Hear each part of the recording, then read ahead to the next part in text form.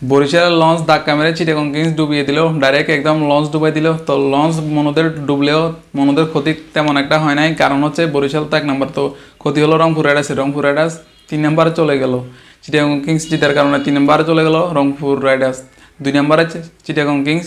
তো এতে বরিশালের কোনো ক্ষতি হয় নাই। এখন হারছে বরিশাল, কিন্তু কষ্ট পেল কে? রংপুর রাইডার্স, ডাইরেক্ট 3 নম্বরে চলে গেল।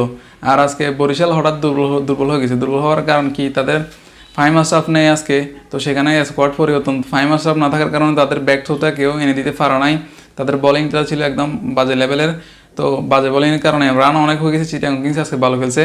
তো ফাইম আশরাফ থাকলে প্রতিদিন সে উইকেট পায়, কোনো ম্যাচ না বাদ নাই যে সে উইকেট পায় না। সেখানে ফাইম আশরাফ ব্যাক টু এনে দিতে পারতো, কিন্তু সেটা করতে পারে না আজকে। ফাইম আশরাফ না থাকার কারণে এই জিনিসটা তাদেরকে বগাইছে আজকে, এবং পুরো দুর্বল টিম ছিল আজকে বরিশাল। তো বাজে বোলিংয়ের কারণে তাজুল অনেক রান দিছে। তো পারভেজ হোসেন ইমন তো আজকে পুরো ঝড় তুফান যা আছে সব উঠে দিছে বরিশালের জাহাজের উপর, লঞ্চের উপর, বরিশালের মনদের উপর। তো পারভেজ হোসেন ইমন মনে হয় এবার মালিককে সন্তুষ্ট করতে পারছে, সন্তুষ্ট হয়তো এবার হয়েছে, মানে চিটাগং কিংসের মালিক। 75 রানের দুর্দান্ত ইনিংস, 6 ম্যাচে 8টা অবিশ্বাস্য ইনিংস খেলছে আজকে সে। তো 200+ রান হয়ে গেছে চিটাগং কিংসের জেতার জন্য। সেই রান চেস করে আজকে তামিম ইকবাল আজকে গোল্ডেন ডাক মেরে চলে গেল। ক্যাপ্টেন এটা কী করলো? আজকে গোল্ডেন ডাক মারলো। তো এই কারণে তো বরিশালের লঞ্চটা ডুবে গেল, মানে এক ধাক্কা মেরে মানে রাজা চিটাগং কিংসে ধাক্কা মেরে ডুবিয়ে দিল।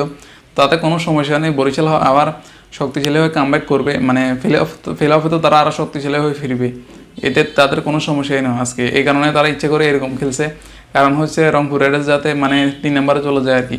তো রংপুর রাইডার্সে এখন কষ্ট পাচ্ছে, মানে হারছে বরিশাল, কষ্ট পাচ্ছে রংপুর। মানে রংপুর চাইছিল যে বরিশাল ম্যাচটা জিতুক, কিন্তু হলো না, 3 নম্বরে চলে গেল। যে যে টিমটা ছিল 1 নম্বরে, সেই টিম এখন 3 নম্বরে চলে গেল। তো টপ 2তে এখন এবার চিটাগং কিংস, যে টিমটা সমালোচিত হয়েছিল অনেক কিছু নিয়ে, সেই টিম এখন 2 নম্বরে। 24 রানে হারলো ফরচুন বরিশাল। তো বরিশাল আজকে মানে চেষ্টা করছে, কিন্তু মাহমুদ আলী লাস্ট চেষ্টা করছে, সে যদি লাস্ট ওভারটা স্ট্রাইকে থাকতো তাহলে হয়তো ম্যাচটা জিতাই দিতে পারতো। ফেরানটাও দিয়ে দিচ্ছে টানা 2টা বল, নো বল। তো সেখানে আজকে ডেভিড মালান মানে মুশফিকুর রহিম তারা টেস্ট খেলছে, পুরো টেস্ট ম্যাচ, মানে বলতে গেলে বরিশাল আজকে টেস্ট ম্যাচ খেলছে চিটাগং কিংসের সাথে।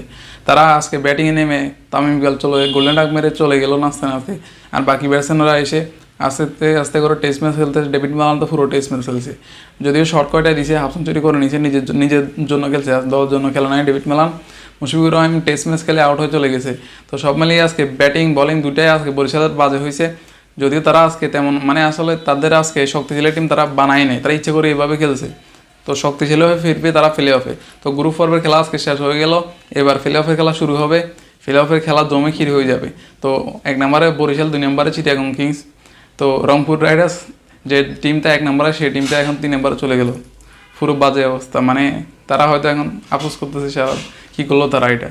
তো এখন চাইছিল যে বরিশাল জিতে গেলে তাহলে 2 নম্বরে থাকবে, কিন্তু সেটাও তাদের হলো না। সবাই দোয়া করেছিল নিজেদের দলের জন্য আর কি।